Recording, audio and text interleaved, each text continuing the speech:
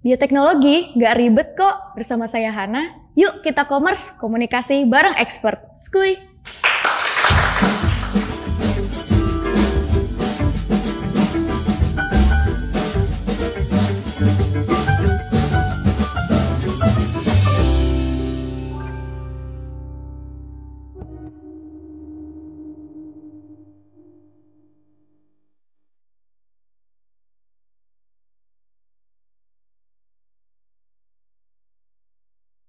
Halo Sobat Biotek, selamat datang di Commerce, di mana kita akan membahas isu-isu terkini yang ada hubungannya dengan pertanian dan bioteknologi. Nah, kalau di episode lalu kita udah membahas tentang kelangkaan yang terjadi di hulu perkebunan sawit nih, tentang kelangkaan pupuk. Kalau sekarang kita akan membahas tentang kelangkaan yang terjadi di hilir, yang meresahkan ibu-ibu. Kalau episode lalu kan yang resah itu para planters ya. Nah, untuk mengupas tuntas isu ini, kita sudah mengundang seorang expert, seorang peneliti profesional, sekaligus inventor dari produk biostimulan, Bapak Dr. Joko Santoso. Selamat pagi, Bapak. Selamat pagi, Mbak Ana. Alhamdulillah, baik. Alhamdulillah. Oke, Bapak. Jadi, mengenai isu kelangkaan minyak goreng nih, Pak. Nah, saya rasa udah gak asing lagi bagi kita melihat di WA Group, di media sosial, ataupun di berita kalau misalnya minyak goreng ini sempat melambung harganya hingga 2 kali lipatnya nih Pak.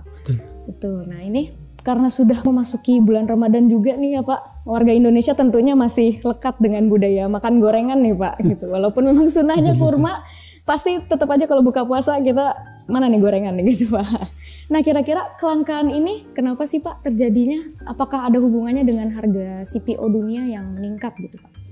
Silakan Pak Joko. Saya kira betul Mbak. Jadi sebenarnya kalau boleh dibilang itu multifaktor penyebabnya. Tapi penyebab utama itu memang adalah melambungnya harga CPO dunia. Jadi sebagai gambaran saja ya, pada 3 bulan yang lalu, ini data dari investing.com ya, yang di Indonesia, itu harga CPO dunia itu sekitar 1.000 lebih sedikit US dollar per metric ton. Nah, 2 bulan kemudian, bulan Februari, ya itu bulan Desember 2001, bulan Februari sebulan yang lalu, itu harganya sudah meningkat mencapai 1.500 US dollar per metric ton. Dan betul. Dan hari ini baru saja saya lihat itu harganya cuma turun sedikit, masih sekitar 1.500 kurang dikit gitu loh, US dollar. Jadi katakanlah terakhir itu rata-rata sekitar 1.500 US dollar per metric ton. Kalau kita konversi ke per kilo itu ya sekitar 1,5 US dollar per kilo. Kalau kita konversi ke rupiah, katakanlah pakai kurs 14.300 gitu, itu ya sekitar di harga 22 atau 23.000 per kilogram. Jadi memang benar harga CPO, sumber utamanya itu karena harga CPO dunia itu meningkat. Gitu ya Pak. Kemudian kalau misalnya ada peningkatan harga ini biasanya kan diimbangi dengan adanya supply dan demand yang tidak seimbang gitu ya Pak? Betul, betul. Nah ini sepertinya dari segi demand, melihat-lihat di berita ada kenaikan gitu ya betul, Pak? Betul, betul. Nah kemudian apakah karena produksi CPO-nya itu juga yang turun Pak? Jadi menurut informasi dari Kementerian Perdagangan, itu produksi semester 2 tahun 2001 itu memang menurun sekitar 0,31% lah, produksi itu menurun. Dan kecuali tadi permintaan dunia, juga ada program mandatori yang B30 itu, yaitu bauran antara biodiesel dengan solar yang dari fosil. Jadi terserap di situ juga. Gitu. Jadi itu Mbak. Jadi beberapa faktor gitu.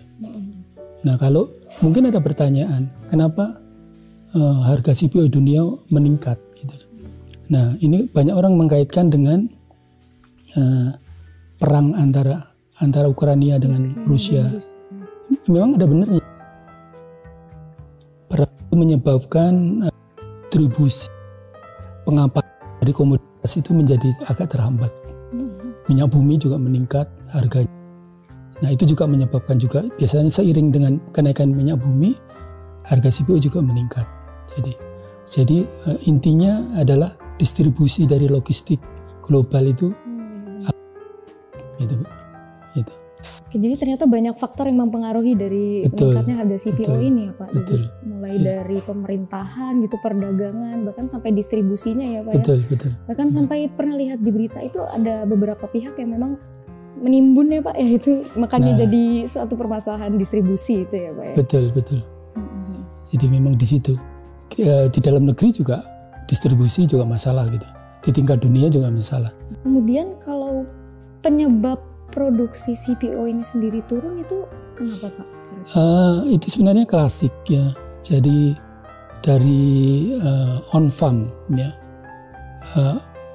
Biasanya faktor yang dijadikan kambing hitam itu adalah cuaca, kemudian kelangkaan pupuk, terus masalah HPT.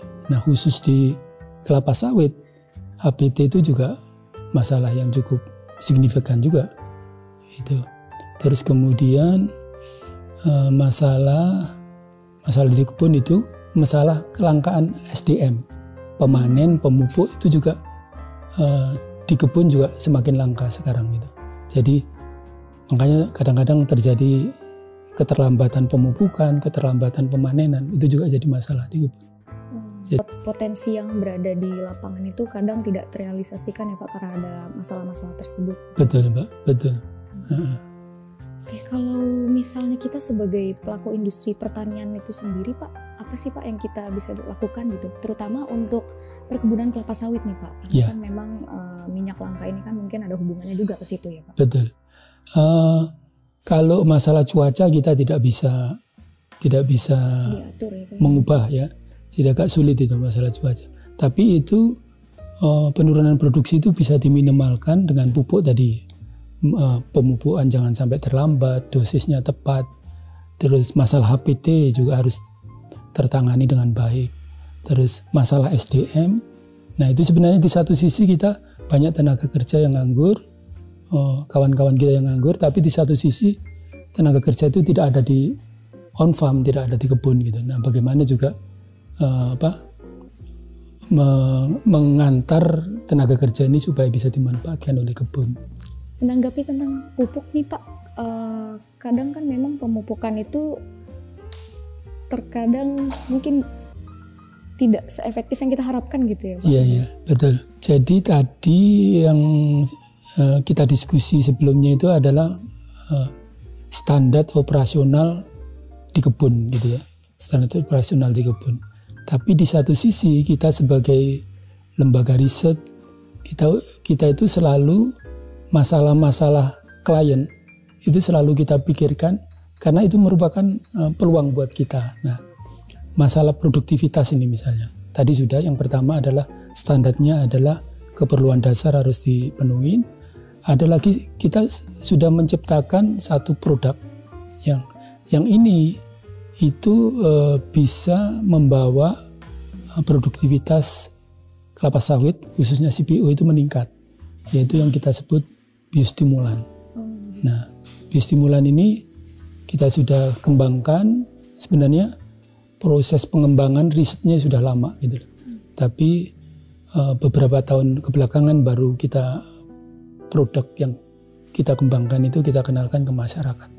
Jadi biostimulan itu antara lain kita kembangkan biostimulan untuk tebu, untuk padi, jagung, dan yang terakhir itu untuk kelapa sawit.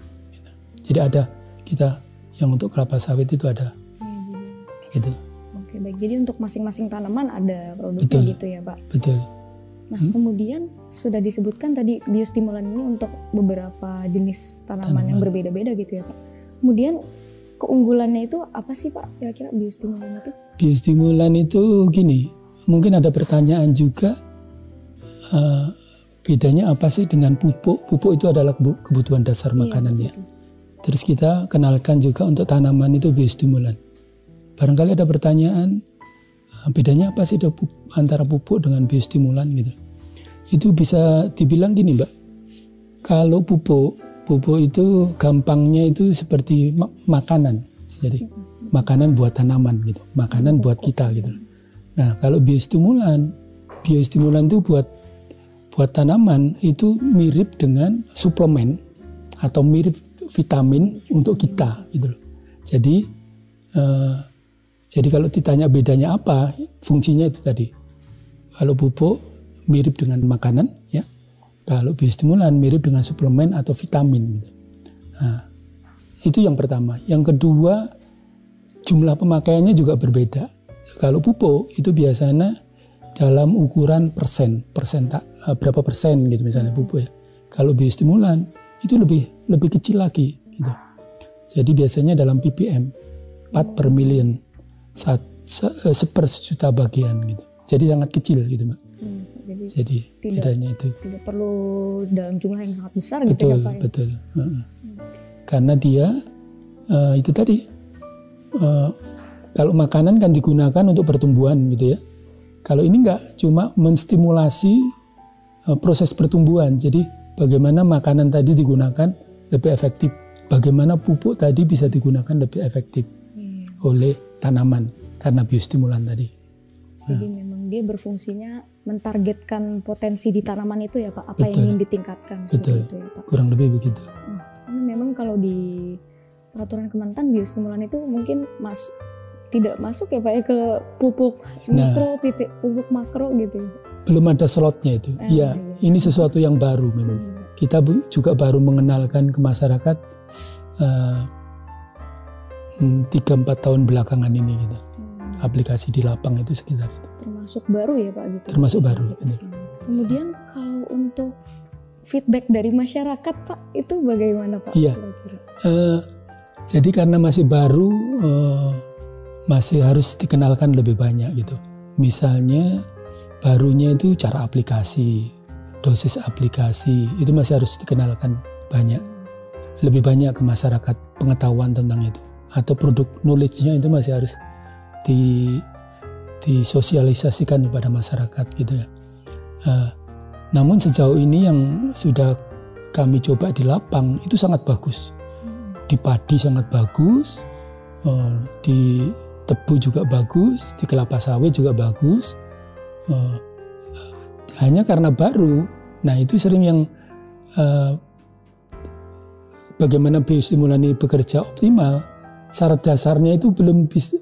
Untuk luasan yang sangat luas itu perkebunan gitu misalnya, itu sangat masih tidak mudah untuk dipenuhi oleh pekebun itu. Tapi kalau yang untuk padi yang rata-rata kita itu luasnya 1 hektar atau berapa, itu petani itu cukup mudah. Misalnya pemupukannya harus optimal dulu. Jadi pupuk itu tetap diperlukan meskipun biostimulan diaplikasikan. Jadi tidak menghilangkan pupuk. Pupuk itu memang wajib. Ya seperti tidak kita makan vitamin. Peran gitu ya Pak, ya, peran pupuk. Betul. Seperti kita makan vitamin, makanan itu tetap perlu gitu. Tidak bisa dihilangkan gitu. Gitu. Kalau secara spesifik biostimulan itu meningkatkan produktivitas tanaman itu seperti apa sih Pak? Jadi gini, kalau biostimulan yang dari produk dari biotek itu ada beberapa macam ya. Kita ingin coba sedikit mengenalkan cara kerjanya ya. Ada biostimulan sendiri itu sebenarnya apa sih gitu loh. Biostimulan itu zat atau bahan yang mengandung mikroba bisa, atau senyawa kimia, atau formula ya. Fungsinya untuk menstimulasi pertumbuhan tanaman, baik pertumbuhan vegetatif maupun generatif. Nah, kita mengembangkan di Pusat Penelitian Bioteknologi dan Bioindustri itu mengembangkan biostimulan dari berbagai jenis. Dari yang berasal dari mikroba, yang berasal dari asam humat ya, yang berasal dari ekstrak rumput laut, seaweed extract. Nah, ada yang berasal dari asam amino gitu.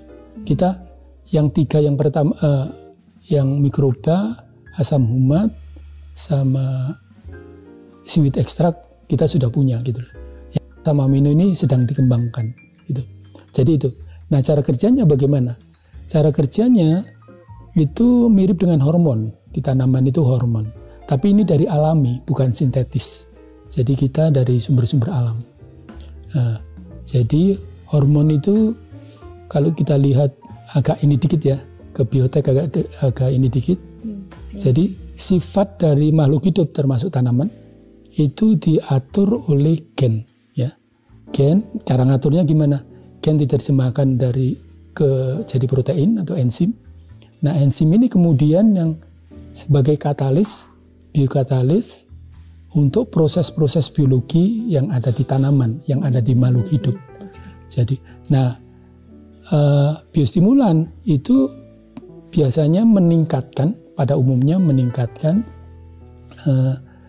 jumlah atau aktivitas enzim ini, gitu loh. Jadi meningkatkan itu bisa karena jumlahnya meningkat, atau bisa aktivitasnya, dia bersifat sebagai kofaktor di enzim itu sehingga enzimnya menjadi lebih aktif.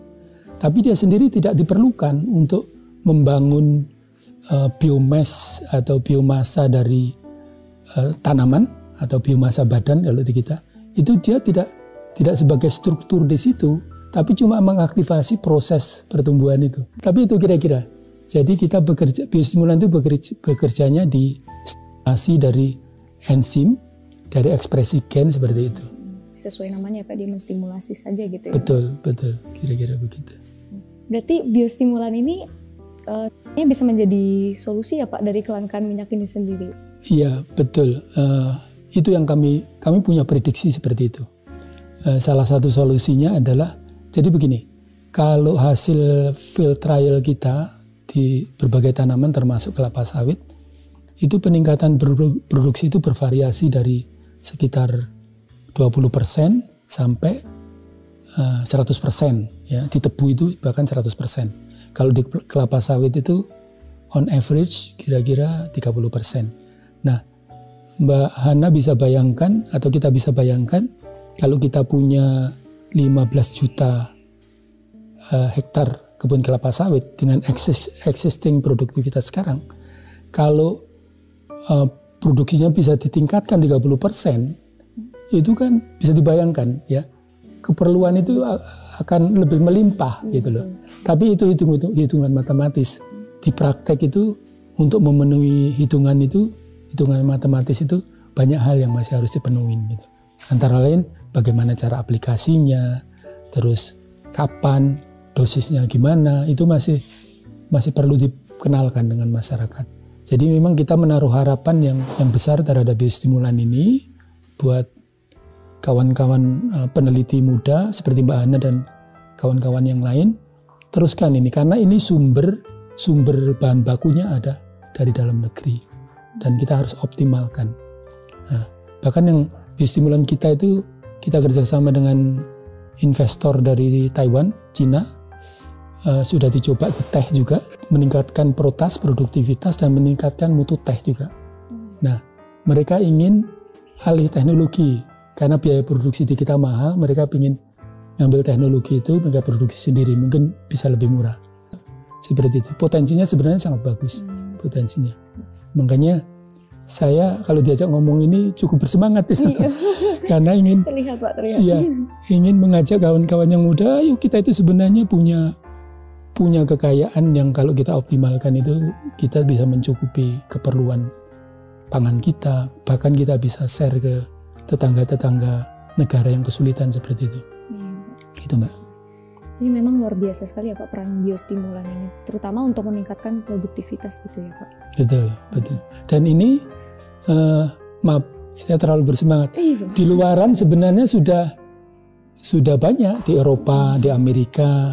Jadi kelebihan yang lainnya selain meningkatkan protas, ini ramah lingkungan karena dibuat dari bahan organik, jadi bahan alami, jadi ramah lingkungan dia. Kalau pupuk barangkali yang karena pupuk kimia, ya ada pupuk yang organik atau pupuk hayati gitu ya. Yang pupuk kimia itu kalau tidak terkontrol aplikasinya itu mengurangi kesuburan tanah katanya ya, katanya begitu. Jadi harus harus bijak menggunakan itu, kapan harus diaplikasikan, jangan lebih gitu. Jangan melebihi kebutuhannya. Kalau biostimulan ini ramah lingkungan. Jadi itu keunggulannya itu. Ya, makanya sangat prospektif. Gitu, Mbak. Luar biasa ya Pak. Ini berarti biostimulan ini dengan kesinergisan penerapannya, kemudian pengenalan ke masyarakat ini sangat-sangat berpotensi gitu ya Pak ya. Iya, betul Pak. Nah, terakhir Pak, sebagai penutup, kira-kira Bapak punya pesan apa nih Pak untuk kita para planters muda, para petani muda gitu Pak? Karena memang kan anak-anak muda ini akan menjadi aset kedepannya yang mengurus dunia pertanian. Gitu. Betul. Ya kalau boleh sedikit berbagi pengalaman ya, jadi bukan menasihati gitu, pengalaman saja. Pengalaman kami mengembangkan ini juga cukup lama. Jadi kuncinya kalau kita mau bicara singkat adalah perbanyak baca. Ya, baca ini menjadi kunci. Dengan baca kita mengetahui banyak hal. Ya, kehidupan ini kan tidak lepas dari masalah. Betul. Dan kita bisa dengan lebih pasti, lebih akurat mengidentifikasi masalah. Nah, kalau kita bisa mengidentifikasi, terus kita bisa memikirkan solusinya. Masalah buat orang lain, masalah dari klien, buat klien, itu peluang buat kita. Kalau kita bisa memikirkan masalah. Ya, banyak baca tentu saja ya. Nah, ketika masalah itu sudah diidentifikasi, solusinya kira-kira ya. Kalau solusinya yang di luaran itu belum ada, kita sebagai peneliti muda itu harus menciptakan ya, solusi buat masalah ini tadi, kelangkaan pupuk supaya optimal pemakaian pupuknya gimana gitu. Masalah itu. Peluang buat kita. Nah, produksi menurun. Bagaimana masalah itu kan? Nah, peluangnya yang bekerja di pupuk, bagaimana mencukupi pemupukan tadi atau mengurangi pupuknya lebih efisien. Nah, satu lagi yang biostimulan tadi. Nah, jadi baca masalah. Kalau ada masalah itu jangan lari dari masalah. Itu seringkali kan gitu. Malah sebagai peneliti yang berpotensi itu mestinya cari masalah.